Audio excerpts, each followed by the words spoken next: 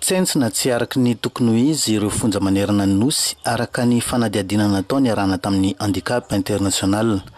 Tsy nisy raha teo ny fanavaozana foto-drafitrasa hatramin'ny fotoana ny orenany.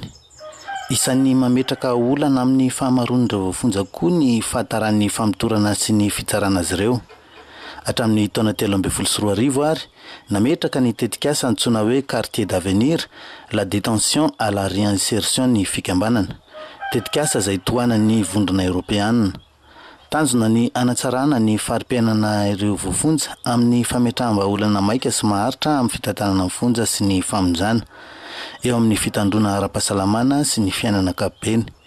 Nisy ny hetsika ho amin'ny fikolotsaina hitaizana ireo voafonja ary no amafisina ny fitandronan'ny zoma olona. Fonja misy 5 mivoakasika hatreto, ny fonjany Tamora miazona ireo tsy ampy-taona, ny fonjany Ambalatavoangy ao Toamasina, ny fonjany Toliary sy Mahajanga ary ny ao Vatomandry. Be dia be ny asa natao teo anivon'ny fonja izay nataon'ny handicap international na eo amin'ny resaka fahadiovana, na eo amin'ny resaka fahasalamana, na eo amin'ny resaka ara-tsakafo. Raha jerena dia maha-olombelona amin'ny ankapobeny dia nanohanana izy ireo zany atao amin'ireo fonja efatra ny tenenindreo dia misy fiovana be mihitsy ny fonja hita eo amin'ny endriky ny fonja fotsiny zany ary anankiray faharoa hita eo amin'ilay voafonja taorian'ny zavatra maro izay natao izy ireo.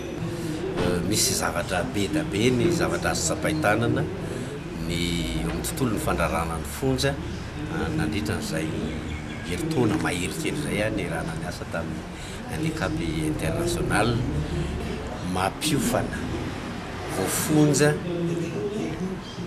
anao savony ny handicap international dia ireo voafonja ireo rehefa mahay an'izay fanaovana savony izay dia ireo indray ihany koa no manao an'ilay savony hozaraina ho andro zareo ihany rehefa avy eo ny fahaizana zany no entiny aoriana ny fahafahany tombontsoa manokana angezabe.